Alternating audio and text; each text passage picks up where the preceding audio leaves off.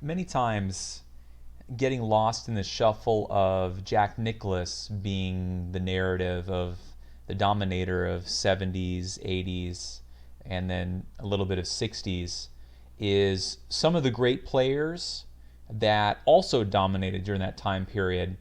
And certainly at the top of that list, you have to go with Tom Watson. I have a personal experience of I saw Tom play in the Los Angeles area maybe 15 years ago alongside Jack Nicklaus. It was an exhibition round, and he just tore it up. On that particular day, Jack shot 62, and this was a tough course. I think he shot 65, but Jack did take mulligans on a few that he hit out of bounds. So, in fact, they probably shot right about the same. And I was always really fascinated with how like Tom would swing and it would just be like a hitch. Like the second that the club would get to 90 degrees from the ball, it would snap, and that's where he got so much of his club head speed, and he really was an explosive player. But more than that, he was one of the greatest links players of all time, and that's representative of his five British Open wins. And he does have 8 majors overall, the 6th of all time. But really, between 1978 and 1982, he was number 1 in the world. He just had such a good stretch during that time period. And yeah, Jack was winning quite a lot, and Tom was coming in second to him quite a lot. But on a consistent basis, Tom Watson was doing exceptional. He actually won his first British Open the first time he played it. There's only 4 other people that did that. Way to not be intimidated jumping in to this type of golf, which is far different than American golf, where you need a lot of time in the air and the bump and run isn't as much a consideration. And in terms of the total majors, really it's just the PGA Championship that eluded him. But to understand Tom, you have to kind of understand that he's a modest Midwestern guy, grew up in Missouri, and the rap on him is that he's just extraordinarily honest, like Bobby Jones level honest, where he calls penalties on himself. I know you're supposed to do that, but some players are more hesitant to do that than others. And Tom Watson has exhibited his ability to do that even in situations where it's going to cost him, the tournament or it dearly. And I think actions speak louder than words, especially when it comes to Midwestern types of values. The big story in the 1990s was that Tom Watson was a member of Missouri Country Club in Kansas City, and he actually left because he wanted to take a stand against anti-Semitism, which is really rampant across country clubs here in America and really overseas as well. And Henry Block, who started H&R Block, who actually worked for a tax season a while ago, didn't get let in because he was Jewish. And so Tom Watson just left. And that was a big statement because not many golfers, first of all, have this type of stature from the Midwest and that are willing to make that kind of stand. So his doing that made the country club kind of reevaluate their stance, and then they folded and let in Henry Block and a bunch of other people that had been on the waiting list, but that kind of the racist sentimentalities of the board were slow in letting in. So people forget how dominant he was at the British Open and how much of a great win player he was, and of course his putting speaks for itself. Ahead on the last green is Tom Watson. And my word, that's a birdie throw. It's his first Open Championship, and he's set a target of 279, but now only Newcomb. I mean, look at those crowds. I mean, to be able to go over there, and yeah, he's played competitive golf and exceedingly well for, a few years, but to go over there and be able to take control of the tournament the way he did was so impressive. And the bump down shots that he did to control the wind that was blustering in every which way, as is the style of links style courses, is really impressive. But of course, I think if it comes down to a single shot for old Tom Watson, it would have to come down to this. Of course, the conditions now that he has to play the shot test anyone, so we'll just have to see. Looks good. Gently done. Looks good. Do you believe it? Do you believe What it? can you say?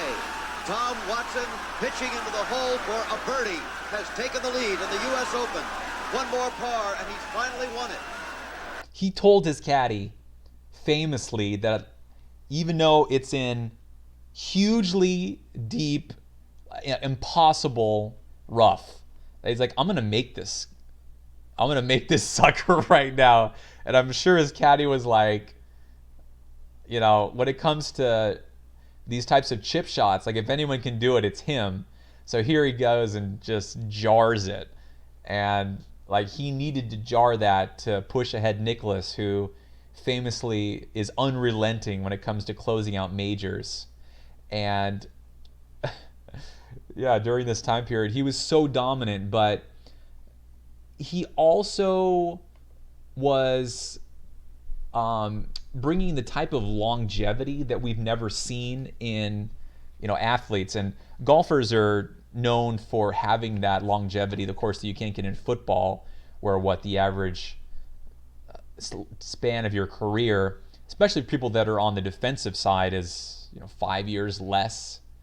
And where for golf you can play well into the senior tour, but his ability to, well, not only win the par 3 at the Masters at 68, 4 years ago, but also almost winning it when he was 59 years old. You know, I mean, I think people that were over 50 were just going nuts with their excitement over his ability to outthink the younger players that would bomb it and that weren't accustomed to the type of wind of links courses. And of course, he actually won on this course, you know, decades ago, so he knew how to play it. But this last approach, I guess, got a gust of wind, or it pushed farther than he thought it was going to, and then, you know, he admittedly didn't put his best stroke on it at the end. And he's the Open champion again. I was thinking 9, but I said, you know, I'll hit an 8. I hit the shot I meant to. When it was in the air, I said, I like it. Easy. Up and down from there. That was an 8 iron. He just absolutely nuked it. Retro. So yeah, he nuked it. I mean, I'm sure the adrenaline just kicked in the way that it hadn't for decades.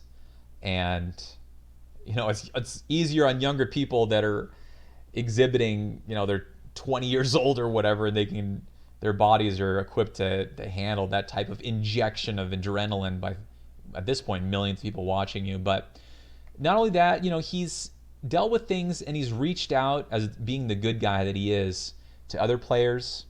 You know, in this circumstance, he actually would befriend David Faraday for his substance abuse issues and his alcoholism that ran rampant for many, many years, and that he kind of fell on and off the wagon. But he developed a close friendship with David Faraday, and he goes into, like, how did you deal with that disappointment of almost doing such a legendary, you know, like 2019 Tiger coming back, his potentially winning the 2009 Open Championship? You know, I'm sure that a night doesn't go by that he doesn't think about it. When you're 6. Everybody plays the game, has hit a perfect shot that came out lousy, and everybody's played the game has hit a lousy shot that came out perfect. And, Yeah. you know, that's the way you have to look at it. He has such a good perspective. And I remember trying to get his autograph at the tournament, and it wasn't very well publicized. It was just kind of an exhibition more for the Southern California players. And he was racing by because he was already late for his tee time, I believe. And I just held out. Well, I mean, admittedly, I said, you know, Mr. Watson, can I have your autograph? And he, like, did an about face and then signed it and, like, smiled at me. And, you know, I was like an 11-year-old or whatever it was. Like, that meant so much. And he's just a really good guy that, from story after story, just shows the level of his character. And then I think in no way is it more touching than his relationship with his caddy Bruce Edwards. He was first hired in 1973, and he was able to bring so much work for Bruce, really. I mean, they were together for so many years, and Tom was going to be able to bring the longevity that no other player is able to exhibit. He shot 67 or better in 4 majors in 4 different decades. He was the only player to do that, and that may go down, with the advancements in medicine and everything, and our ability to play later, that may get broken. But for now, that's incredibly impressive for a player to have the longevity. But his relationship with Bruce Edwards and the Lou Gehrig's disease, or ALS, that he ultimately succumbed to was so heartbreaking. And we all saw the press conference of Tom Watson just getting frustrated, saying "damn it" to ALS. But their relationship was just so meaningful. Through too many fallow times over the last decade and a half, he had been the noble Don Quixote.